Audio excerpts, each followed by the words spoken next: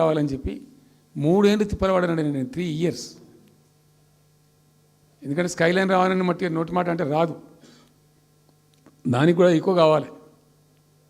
ఆ 50 అంతస్తులు 60 అంతస్తులు మీదకి పోయి కట్టేటువంటి ఆ క్రేన్ ఆపరేటర్లు, క్రేన్ డ్రైవర్లు, దానికి సంబంధించిన సరంజామా అంత ఉంటుంది. ఆ ఎక్కువ వస్తే ఆ స్కై రైజ్ వస్తుంది. ఆ ఎక్కువ తేవడానికి చాలా కష్టపడాల్సి వచ్చింది. ఇప్పుడు ఈ రాజభవన్ పక్కనే గేట్ పక్కన ఒకటి ఉంటుంది చూడండి, కాదు ఒక టవర్ ఉంటుంది ఒకటి.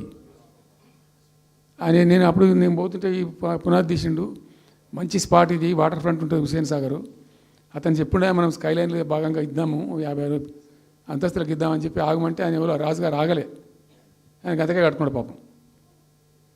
It took me 3 years to bring sky line to Hyderabad.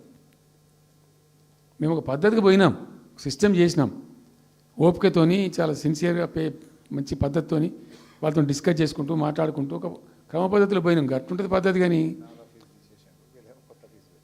4 fee తీసినాం, 4 10% ఏదో ఫీజు ఉండే. తర్వాత ఆర్డీఓ ఆఫీస్కి పోవాలి సార్, ఈ ఫీజు ఏమో కానీ ఆ ఫీజు ఎక్కువ అవుతుందని వాళ్ళు చెప్పిండ్రు. అది తీసేవతల పడేసినాం. అది తీసేసినాం, ఆర్డీఓ దగ్గర పోయే అవసరం లేకుండా కూడా చేసినాం. ఇప్పుడు అదొక ఫీజు. ఆ ఫీజుతో ఏమైంది, ఆయనతో బీకింది. హైదరాబాద్ రియల్ ఎస్టేట్ గంగలు కలిసింది. మేమేమో ఆనాడు నిజంగా చెప్తున్నా, చాలా సంతోషంగా చెప్తున్నాను నేను, భూముల ధరలు పెంచినాం తెలంగాణలో. ప్రజా ఆస్తులు పెంచినాం, ప్రజా ఆస్తుల యొక్క విలువ పెంచినాం. 4 ఎకరాల నోడు ధీమాతో ఉండే తెలంగాణలో. కొద్దిగా డాంబర్ రోడ్డు అంటుకునే 4 ఎకరాల నోడు 50 లక్షల కాడికి అమ్మితే నాకు 2 కోట్ల శ్రీమంతుని అని చెప్పుకున్నాడు కాలర్ ఎగరేసుకొని. ఇవాళ ఏమైనాయండి భూముల ధరలు? కుప్ప ఊలిపోయినాయి. ఇంట్లో అమ్మాయి పెయింట్ ఉంటే ఒక ఎకరం అమ్మి చేద్దాం అనుకుంటే కొనే దిక్కులేదు సార్ అని కళ్ళకి నీళ్ళు పెట్టుకుంటారు ప్రజలు. ఇవాళ లేదు, ఒక ఎకరా కూడా అమ్ముడు పోతలేదు, ఇప్పుడు కొంటలేడు. దిక్కు లేకుండా అమ్ముకుంటే ఇష్టం వచ్చిన అడ్డమైన ధరలకు అమ్ముకోవాలి. సో ఈ అరాకిరి మాటలు చెప్పి అడ్డమైన హామీలన్నీ ఇచ్చి నీకు చేసాదగాక కేవలం రాజకీయ అధికారమే మా లక్ష్యం అనే పద్ధతిలో ఇచ్చి ఇలా ప్రజలను వంచి అటు రైతాంగాన్ని నేర్పిస్తున్నారు, పేద ప్రజలు నేర్పిస్తున్నారు, పేద విద్యార్థులు నేర్పిస్తున్నారు, రిటైర్డ్ ఎంప్లాయీస్ నేర్పిస్తున్నారు. పచ్చి అబద్ధాలు. కేసీఆర్ చేసిన అప్పులకు వడ్డీలు కట్టలేకపోతున్నావా? కావు ఉతికింది కదా, ఈ చెంప ఆ చెంప వాయించింది కదా. ఎంత కడుతున్నారు? తీసుకున్న అప్పులు ఏంటంటే 2,90,000 కోట్లు మొత్తం కలిపి చెప్పాను కదా చాలా స్పష్టంగా.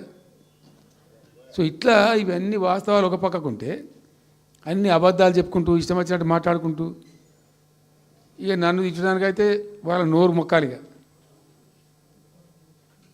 ఎప్పుడో సందర్భంలో కోపం వచ్చి ఒకటి తిట్టినామంటే ఒక మనిషిని మాట వేరు. పొద్దాక అదే కదా, కేసీఆర్ చచ్చిపోవాలి మాట్లాడినప్పుడల్లా ఎక్కడైనా మాట్లాడు, ఏ సందర్భంలో మాట, నువ్వు కాలేజీలో మాట్లాడు, లేకపోతే ఇంకో కాడ మాట్లాడు, స్కూల్ పిల్లల కాడ మాట్లాడు. గింత అక్కసు ఉంటుంది మనుషులకు, అది కరెక్ట్ అవుతుందా? సో ఇష్టం వచ్చిన పద్ధతులు, మాటలు, ఇష్టం వచ్చిన దుర్మార్గ ప్రచారాలు, అన్ని పచ్చి అబద్ధాలు నోరు తెరిస్తే. రియాలిటీ వేరుంది, జరుగుతున్నది వేరున్నది, అన్ని రికార్డ్ అవుతున్నాయి, ప్రజలలో అన్ని గమనిస్తున్నారు. సో కాబట్టి ఏదేమైనప్పటికీ పాలమూరు రంగారెడ్డి ఎత్తిపోతల పథకం విషయంలో ఎట్టి పరిస్థితుల్లో రాజీ పడం. ఈ ప్రభుత్వాన్ని నిద్రపోనీయం, కేంద్ర ప్రభుత్వాన్ని కూడా నిద్రపోనీయం. మా హక్కుల పరిరక్షణకు ఒక డ్రాప్ తక్కువైనా కూడా at any cost, at whatever cost, TRS పుట్టిందే తెలంగాణ ప్రజల కోసం. తెలంగాణ ప్రజలకు ఒక నొక్కు పడుతుంటే మౌనం పాటించలేం.